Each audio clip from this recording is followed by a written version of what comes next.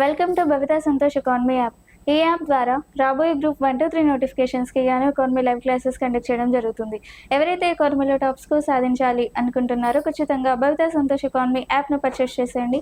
అలాగే ఛానల్ని సబ్స్క్రైబ్ చేసుకోండి. భవితా సంతోష్ ఎకానమీలో డైలీ కరెంట్ అఫైర్స్ అనేవి తెలుగు మరియు ఇంగ్లీష్ మీడియంలో కూడా చెప్పబడుతున్నాయి కాబట్టి ఖచ్చితంగా పర్చేస్ చేసేయండి.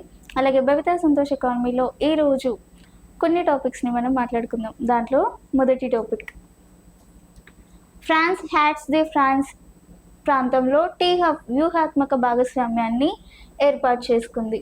మరి ఈ టీ హబ్ హైదరాబాద్లో స్టార్టప్ ఇంక్యుబేషన్ టీ హబ్ మరియు ఫ్రాన్స్ హ్యాట్స్ ది ఫ్రాన్స్ ప్రాంతం మధ్య ఫిబ్రవరి 2026లో ఒక వ్యూహాత్మక ఒప్పందం అనేది కుదిరింది. మరి వ్యూహాత్మక ఒప్పందం ద్వారా మనకి స్టార్టప్స్ అనేవి వృద్ధి చెందడం కోసం వారు ఒక క్యారిడార్ని ఏర్పాటు చేస్తున్నారు. మనకి ఏదైతే స్టార్టప్స్ ఉన్నాయో ఇండియాలో మరి వాటిని అభివృద్ధి చేసే ఉద్దేశంతో క్యారిడార్స్ని ఏర్పాటు చేస్తున్నారు. మరి ఈ క్యారిడార్స్ ద్వారా భారతీయ స్టార్టప్స్ ఏవైతే ఉన్నాయో అవి ఐరోపా మార్కెట్లో ప్రవేశించడానికి, అలాగే ఫ్రాన్స్ స్టార్టప్స్ ఏవైతే ఉన్నాయో అవి ఇండియాలో ప్రవేశించడానికి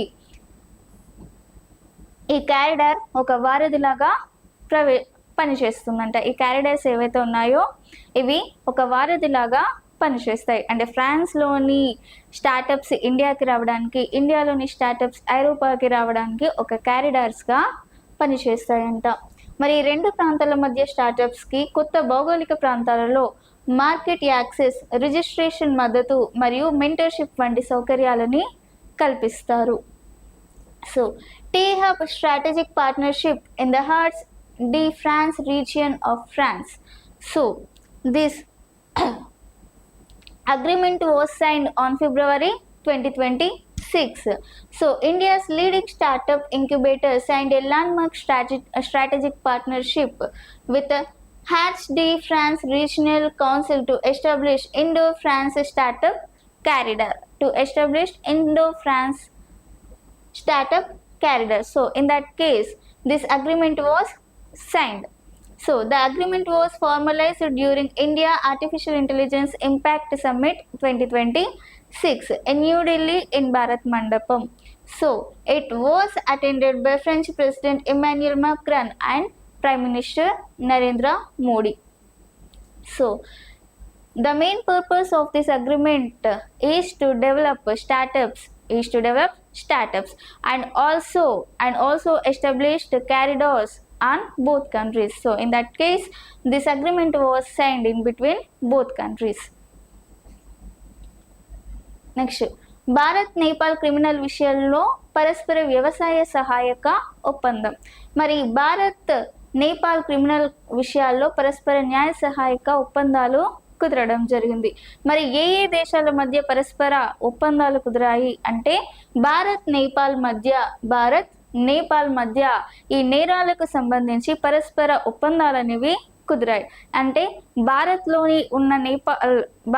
మరియు నేపాల్లో ఉన్న నేరస్తులు ఎవరైతే ఉన్నారో వారి కోసం సాక్ష్యాధారాలను సేకరించి మరి వారిని ఒకరికొకరు బదిలీ చేసుకుంటారు. అంటే ఏ దేశంలో ఉన్న ఆ దేశాల్లోని నేరస్తులు ఎవరైతే ఉన్నారో వారి నేరాలకు సంబంధించిన సాక్ష్యాధారాలను తెలుసుకొని వారిని ఒకరికొకరు బదిలీ చేసుకుంటారు.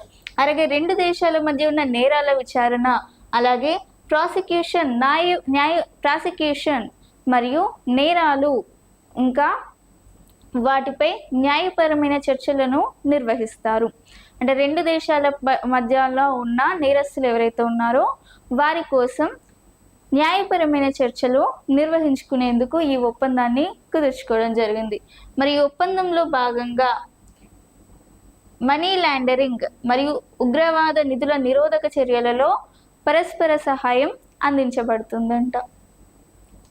So India and Nepal recently formalized their cooperation in criminal matter by signing the Mutual Legal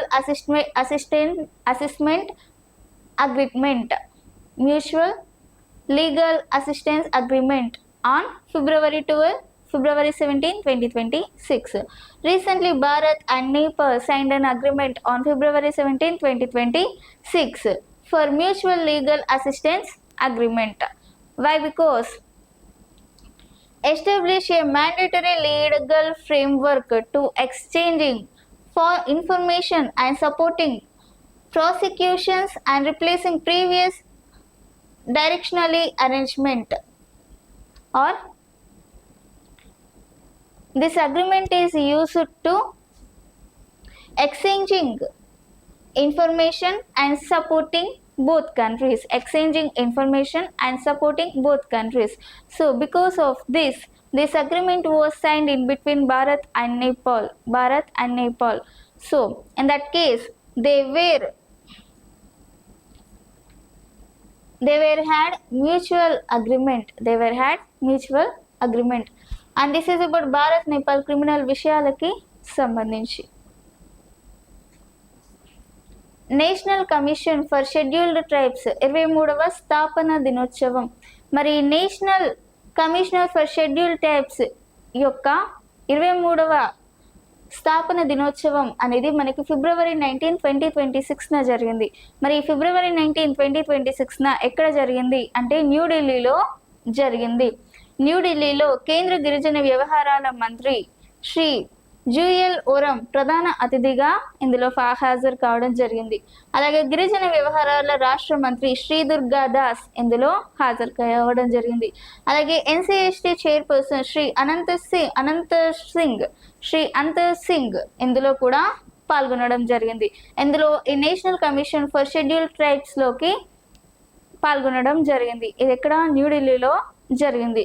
మరి ఎందుకోసం అంటే గిరిజన హక్కులను కాపాడడంలో కమిషన్ చేస్తున్న పాత్రను మరియు గత 23 ఏళ్లలో సాధించిన పురోగతిని ఈ వేడుక అనేది ప్రతిబింబించింది. అంటే గిరిజన హక్కులను కాపాడడంలో మిషన్ అనేది ఎంత వరకు కృషి చేసింది, అలాగే 23 ఏళ్లలో సాధించిన పురోగతిని గురించి ఈ వేడుకలు అనేవి నిర్వహించడం జరిగింది. మరి ఎన్సిఎస్టి హ్యాండ్ బుక్ విడుదల. మరి ఎన్సిఎస్టి హ్యాండ్ బుక్ అనేది ఈ నేషనల్ కమిషన్, ఈ కమిషన్ ఏదైతే ఉందో, ఈ national Commission for Scheduled tribes అనే కమిషన్ ఏదైతే ఉందో మనకి ట్రైబ్స్ వాళ్ళకి లేదంటే గిరిజన హక్కుల కోసం ఎంతగానో పోరాడింది, అలాగే గిరిజనుల కోసం ఎంతగానో కృషి చేసిన కమిషన్ ఇది. మరి ఇది దాదాపుగా 23 ఏళ్ళుగా కృషి చేస్తుంది గిరిజనుల కోసం. మరి అందుకోసం ఎన్సిఎస్టి హ్యాండ్ బుక్ ని విడుదల చేయడం జరిగింది. మరి ఎన్సిఎస్టి హ్యాండ్ బుక్ అనేది ఈ నేషనల్ కమిషన్ చేసిన కృషికి సంబంధించి అన్ని రకాల ఇన్ఫర్మేషన్ ని ఈ ఎన్సిఎస్టి బుక్ లో ఉంచడం జరిగింది, లేదంటే ఎన్సిఎస్టి బుక్ లో ప్రచురించడం జరిగింది. అంటే ఈ కమిషన్ బాధ్యతలను వివరిస్తూ ఈ కమిషన్ యొక్క బాధ్యతలు ఏంటి, విధి విధానాలు ఏంటి అని చెప్తూ ఈ ఎన్సిఎస్టి బుక్ ని రాయడం జరిగింది. ఈ బుక్ ని ఈ సందర్భంగా ఎన్సిఎస్టి హ్యాండ్ బుక్ ని 23వ స్థాపక దినోత్సవం సందర్భంగా రిలీజ్ చేశారు. మరి ఇది 89వ రాజ్యాంగ సవరణ చట్టం 2003 ద్వారా నేషనల్ కమిషన్ ఫర్ ట్రైబల్స్ ఫిబ్రవరి 19, 2004న ఒక ప్రత్యేక రాజ్యాంగ సంస్థగా ముందుగా ఏర్పాటు చేశారు. So National Commission for Scheduled Tribes 23వ స్థాపక దినోత్సవం, దీన్ని ఫిబ్రవరి 19 నాడు జరుపుకోవడం జరుగుతుంది. So National Commission for Scheduled Tribes 23rd foundation day.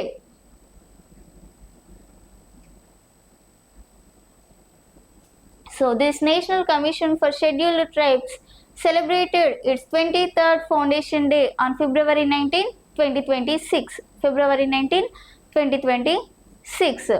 So this commission is for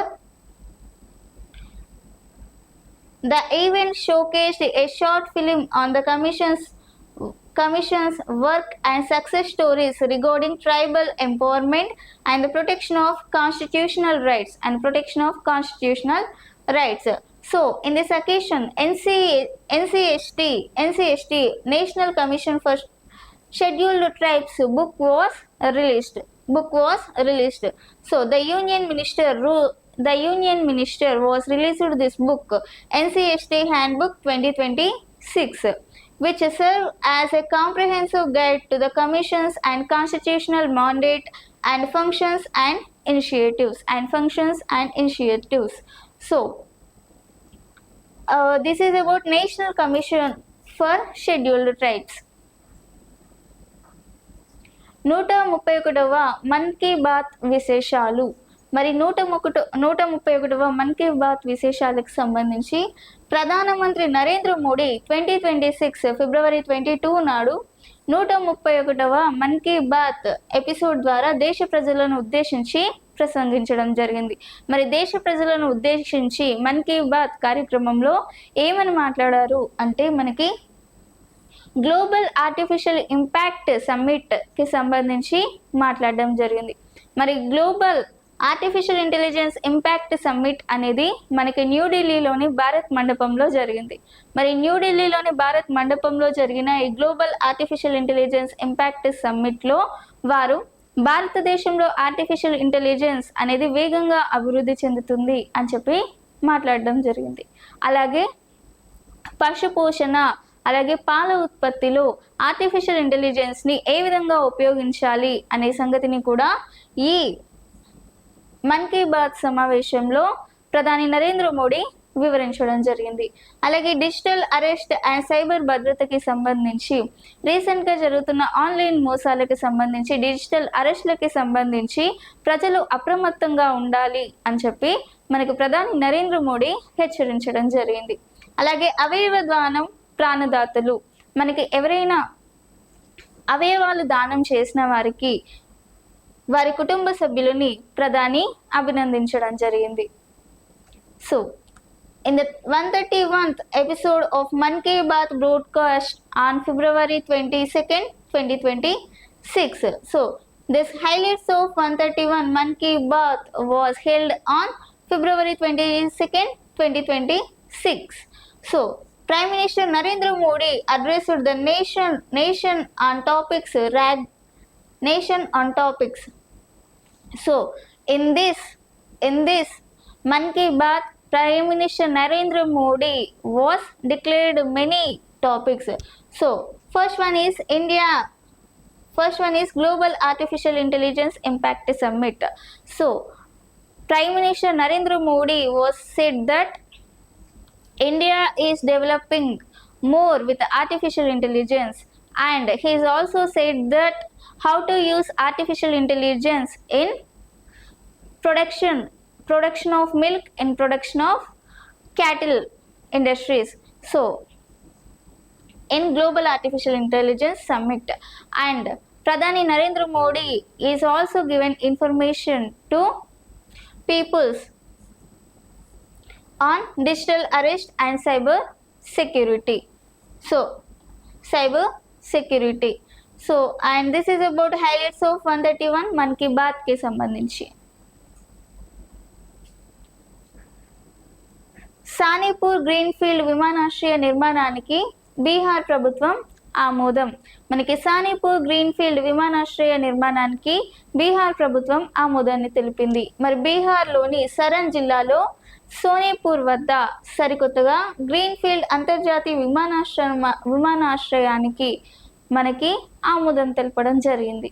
ఈ గ్రీన్ఫీల్డ్ విమానాశ్రయాన్ని బీహార్లో నితిన్ కుమార్ నేతృత్వంలోని రాష్ట్ర ప్రభుత్వం ఆమోదం తెలిపింది. మరి ఏ రోజున ఆమోదం తెలిపింది అంటే ఫిబ్రవరి 20, 2026 నాడు ఈ గ్రీన్ఫీల్డ్ విమానాశ్రయానికి ఆమోదం తెలపడం జరిగింది. మరి ఈ విమానాశ్రయం అనేది దాదాపుగా 4228 ఎకరాల విస్తీర్ణంలో నిర్మించనున్నారు. మరి దీనికి దాదాపుగా 1302 కోట్లను మంజూరు చేయడం జరిగింది. అంటే ఈ భూసేకరణకు దాదాపుగా 1302 కోట్లను కేటాయించారు. మరి ఇక్కడ 4200 మీటర్ల పొడవైన రన్వేని నిర్మించనున్నారు. ఇది బీహార్లోనే ఈ విమానాశ్రయం ఏదైతే ఉందో ఇది బీహార్లోనే అతిపెద్దది, అలాగే దేశంలోనే పెద్ద విమానాశ్రయాలలో ఒకటిగా ఉండనుందంట. సానీపూర్ గ్రీన్ఫీల్డ్ విమానాశ్రయం Union Cabinet approved to Sanipur Greenfield Airport construction. So, on February 2026, Bihar Cabinet was approved to construct Sanipur Greenfield Airport construction in Bihar, in Saran district. So they were conducted Sanipur Greenfield Airport construction in 4,228 acres. So in that case, they were allocated 1,302 crores to this establishment. So the capacity of runway is 4,200 meters, and this is about Sanipur Greenfield Airport construction was approved by Union Cabinet of Bihar. Next Kerala nativity card bill. మరి Kerala nativity card bill అనేది మనకి కేరళలోని ప్రభుత్వ సేవలను గుర్తించి మనకి అధికారికంగా ఒక అధికారిక గుర్తింపు పత్రంగా ఉంది. సో మనకి కేరళ నేటివిటీ కార్డ్ బిల్ అనేది ఎందుకు ఇస్తారు అంటే, మనకి కేరళలోని ప్రభుత్వ నుంచి వచ్చే పథకాలు మరి ఇంకేమైనా సంక్షేమాలు ఏవైతే ఉన్నాయో వాటిని పొందేందుకు ఇదివరకు ఉన్న కార్డ్స్కి బదులుగా ఈ ఫోటోతో ఉన్న కేరళ నేటివ్ కార్డ్ని రూపొందించడం జరిగింది కేరళ ప్రభుత్వం. సో మనకి ఈ నేటివిటీ కార్డ్ రాష్ట్ర ప్రభుత్వ సేవలను పొందేందుకు ఒక అధికారిక గుర్తింపు కార్డ్ అని వివరించారు ఇది కేరళ ప్రభుత్వం. మరి ఇదివరకు ఉన్న నేటివిటీ కార్డ్స్ ఏవైతే ఉన్నాయో వాటికి బదులుగా ఇక్కడ ఫోటోతో ఈ నేటివ్ కార్డ్స్ని రూపొందించారు. మరి ఈ నేటివ్ కార్డ్స్ ఏదైతే ఉందో ఈ ఫోటో ఆధారంగా శాశ్వతంగా నేటివ్ కార్డ్స్ని రూపొందించారు. మనకి ఏదైతే ప్రభుత్వం ఇచ్చే పథకాలు, సంక్షేమాలు, విద్య, వైద్యం మరియు ఆరోగ్యానికి ఇచ్చే పథకాలు ఏవైనా కూడా ఈ నేటివ్ కార్డ్స్ ద్వారా మనకి అందించబడతాయి. అంటే కేరళ ప్రభుత్వంలోని ప్రజలకు అందించబడతాయి. మరి కేరళ నేటివ్ కార్డ్ బిల్ అనేది మనకి మరి ఇది ఎవరికి వర్తిస్తుంది అంటే, కేరళలో ఉన్న వాళ్ళకి, అలాగే వాళ్ళు కేరళలో పుట్టి వేరే ప్రాంతాలకు వెళ్ళినా వారు కేరళలో ఉన్నారు కాబట్టి వాళ్ళకి వర్తిస్తుంది. మరి కేరళలో వాళ్ళ తల్లిదండ్రులు ఎవరైనా ఉంటే, అంటే తల్లిదండ్రులు కేరళ అయి ఉండి వాళ్ళు వేరే ప్రాంతాలకు వెళ్ళినా వారు తల్లిదండ్రులు ఎలాగో కేరళలో ఉన్నారు కాబట్టి వారు కేరళలో లేకపోయినా తల్లిదండ్రులు వారసత్వంగా వాళ్ళకి కూడా ఈ నేటివిటీ కార్డ్ అనేది లభిస్తుంది. అంటే వాళ్ళు ఫస్ట్ కేరళలో పుట్టి వేరే ప్రాంతానికి వెళ్ళినా వాళ్ళకి కార్డు లభిస్తుంది. లేదంటే వాళ్ళు పుట్టినప్పటి నుంచి లేకపోయినా వాళ్ళ తల్లిదండ్రులు, తాతలు కేరళలో ఉన్నా వాళ్ళకి కార్డు అనేది లభిస్తుంది. కానీ ఎవరికైతే విదేశీ పౌరసత్వం ఉంటుందో వాళ్ళకి మాత్రం ఈ కేరళ నేటివిటీ కార్డ్ అనేది లభించదు. అంటే మనకి పౌరసత్వాలు అనేవి ఒకటే ఉండాలి. అయితే భారతదేశ పౌరసత్వం లేదంటే విదేశీ పౌరసత్వం, మనకి ఎప్పుడైతే భారతదేశ పౌరసత్వం ఉందో విదేశీ పౌరసత్వం లభించదు. లేదంటే మనం విదేశాలకు వెళ్ళి సెటిల్ అయ్యి అక్కడ విదేశీ పౌరసత్వం తీసుకుంటే మనకు భారతదేశ పౌరసత్వం అనేది లభించదు. మరి ఎప్పుడైతే విదేశీ పౌరసత్వం లభించిన వాళ్ళు ఉంటారో వాళ్ళకి కార్డు అనేది వర్తించదు. సో మనకి Kerala nativity card bill. So Kerala Nativity Card Bill 2026 was recently introduced to establishment to permanent affixed card as an officially identified document for state provided services. So the purpose is it is aimed to replace the existing practice of repeatedly obtaining temporarily native certificates. So this Kerala Native Card Bill is replacing previous native cards. So it is a permanent native card bill.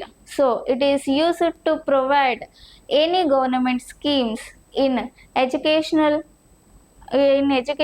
medical and any other sector. So in that case, this Kerala Native Card Bill was introduced by the Kerala government. ఖనిజ రంగంలో సహకారానికి Bharat Brazil ఒప్పందం. మనకి ఖనిజ రంగంలో ద్వైపాక్షిక సంబంధాలను బలోపేతం చేయడానికి భారత్ మరియు బ్రెజిల్ దేశాలు ఫిబ్రవరి 21, 2026 నాడు ఒక చారిత్రాత్మక అవగాహన ఒప్పందాన్ని కుదుర్చుకున్నాయి. మరి ఎక్కడ కుదుర్చుకున్నాయి అంటే న్యూఢిల్లీలోని హైదరాబాద్ హౌస్లో మనకి ఈ చారిత్రాత్మకమైన ఒప్పందాన్ని కుదుర్చుకోవడం జరిగింది. మరి ఈ ఒప్పందం ఏదైతే ఉందో ఇది ఎలక్ట్రానిక్స్, పునరుత్పాదక ఇంధనం మరియు రక్షణ రంగాలకు అవసరమైన అరుదైన ఖనిజాల సరఫరా కోసం రెండు దేశాలు సహకరించుకుంటాయి. అలాగే ఉక్కు తయారీకి అవసరమైన మాంగనీస్, నికెల్, నియోబియం వంటి ఖనిజాల అన్వేషణ, మైనింగ్ అలాగే ప్రాసెసింగ్ బ్రెజిల్ సహకారం అందిస్తుంది. సో ఖనిజ రంగంలో సహకారానికి భారత్ బ్రెజిల్ ఒప్పందం. So on February 21, 2026, India and Brazil was signed an agreement cooperation in mineral sector. The strategic focus on a rare earths. So the focuses on the joint exploration and processing of critical minerals and rare earth elements such as lithium, cobalt and nickel. So in that case, they were combinedly signed an agreement for cooperation of mineral sector on February 21, 2026. Next, KC-390 millennium విమానాలు Brazil. మనకి బ్రెజిల్కి చెందిన ఎంబ్రాయర్ అనే సంస్థ ఈ KC-390 millennium అనే విమానాలను తయారు చేస్తుంది. మరి ఈ విమానాలు ఏదైతే ఉందో ఇది గరిష్టంగా 26 టన్నుల సామర్థ్యాన్ని కలిగి ఉంది. మరి ఈ కేసీ విమానాలు ఏదైతే ఉందో మరి ఈ విమానాల్లో సైనికులు అలాగే భారీ వాహనాలు అలాగే వైద్య పరికరాలు అన్నీ కూడా మోయగలదు. మరి దీంట్లో జెట్ ఇంజన్లతో పనిచేసే ఈ విమానం గరిష్టంగా 470 నాట్స్ వేగంతో ప్రయాణించగలుగుతుంది. KC-390 Millennium Helicopters, Brazil. So, this KC-390 Millennium Helicopters were designed by Embraer organization. So, it can carry up to 26 metric tons of a concentrated load. So, and it has 470 nuts. 470 nuts. It was made by Embraer organization, and this is about KC-390 Millennium Helicopter, Brazil. Next, వాతావరణం, ఆరోగ్యకర వాతావరణం జీవించే హక్కులో భాగం. Supreme court మనకి స్వేచ్ఛ లేదంటే ఆరోగ్యకరమైన వాతావరణం అనేది రాజ్యాంగంలోని ఆర్టికల్ 21 ప్రకారం జీవించే హక్కులో భాగం. మనకి ఆర్టికల్ 21 అనేది దేన్ని తెలియజేస్తుంది? జీవించే హక్కును గురించి తెలియజేస్తుంది. అంటే మనకి జీవించే హక్కులో భాగంగా స్వచ్ఛమైన ఆరోగ్యం అనేది అలాగే మనకి స్వచ్ఛమైన ఎన్విరాన్మెంట్ అనేది కూడా జీవించే హక్కులో భాగమే. అంటే మనము స్వచ్ఛమైన ఎన్విరాన్మెంట్లో జీవించడం అలాగే మనం ఆరోగ్యంగా ఉండాలి అనుకోవడం మనకి జీవించే హక్కులో భాగం అని చెప్పి సుప్రీంకోర్టు మరలా తీర్పునివ్వడం జరిగింది. మరి ఇందులో భాగంగా మనకి స్వచ్ఛ కార్యక్రమాలు మరియు దేశాన్ని స్వచ్ఛంగా ఉంచాలి అని చెప్తూ తీర్పులను వెలువరించడం జరిగింది.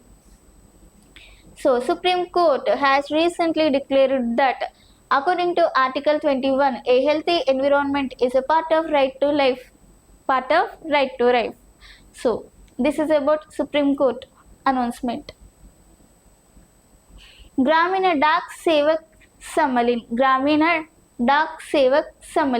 మరి గ్రామీణ డాక్ సేవక్ సమ్మలిన్ అనేది గ్రామీణ ప్రాంతంలో పనిచేసే ఉద్యోగులు. మరి గ్రామీణ ప్రాంతంలో పనిచేసే ఈ ఉద్యోగులకు ఈ ప్రభుత్వం 10 మంది ఉత్తమ గ్రామీణ డాక్ సేవలు చేసిన వాళ్ళని సెలెక్ట్ చేసి వాళ్ళని సత్కరించనున్నారు. మరి గ్రామీణ డాక్ సేవలు అంటే మనకు తపాలాదారులు అని మాట్లాడుకుంటాం. అంటే గ్రామాల్లో ఉత్తరాలను అలాగే పార్సల్స్ని చేరవేసే వాళ్ళని గ్రామీణ డాక్ సేవక్ వారు అని పిలుస్తాం. వారిలో 10 మందిని సెలెక్ట్ చేసి వారిని సత్కరిస్తున్నారు. మరి ఈ గ్రామీణ డక్ సేవక్ వాళ్ళు ఎవరైతే ఉన్నారో వారికి ఎలక్ట్రిక్ వాహనాలను సౌకర్యాన్ని కల్పించాలి అనే అంశంపై ముఖ్యమంత్రి సానుకూలంగా స్పందించారు. మరి గ్రామీణ డక్ సేవక్ చేసే వాళ్ళకి ఖచ్చితంగా మోటార్ వాహనాలు ఉండాలి అని చెప్పి ముఖ్యమంత్రి గారు స్పందించారంట. మరి ఈ సమ్మేళనానికి సుమారుగా 9,000 మందికి పైగా గ్రామీణ సేవకులు హాజరయ్యారు. గ్రామీణ సేవల్లో అద్భుతమైన ప్రతిభ కనబరిచిన 10 మందిని సెలెక్ట్ చేయనున్నారు. మరి గ్రామీణ డాక్ సేవక్ సమ్మేళన్కి దాదాపుగా కేంద్ర కమ్యూనికేషన్ల శాఖ మంత్రి జ్యోతిరాదిత్య సింధియా మరియు ఆంధ్రప్రదేశ్ ముఖ్యమంత్రి నారా చంద్రబాబు నాయుడు, అలాగే కేంద్ర సహాయ మంత్రి డాక్టర్ చంద్రశేఖర్ హాజరు కావడం జరిగింది. So Gramin Dak Sevak Sammelan. So this Gramin Duck Sevak Sammelan was recently held on February 22, 2026. So in this event, addressed by Union Commissioner Minister Jyotiraditya Scindia and Andhra Pradesh Chief Minister Nara Chandrababu Naidu and Union Minister Dr. Chandrasekhar. They were chief guests of this event. So in this event, around 9,000 Gramin Duck Sevaks from Andhra Pradesh were attended to this event. So enter this event, they were selected best 10 Gramin Duck Sevaks and Gramin Duck Sevaks. So in that this is about Gramin Duck Sevak Sammelan was held in Andhra Pradesh on February 22nd, 2026. మరి ఇది ఈరోజు daily current అఫైర్స్కి సంబంధించి. మీకు ఎలాంటి topics ఇంకా కావాలి అనుకుంటే ఖచ్చితంగా భవిత సంతోష్ ఎకానమీ యాప్ని పర్చేస్ చేసేయండి. అలాగే ఛానల్ని సబ్స్క్రైబ్ చేసుకోండి. Thank you.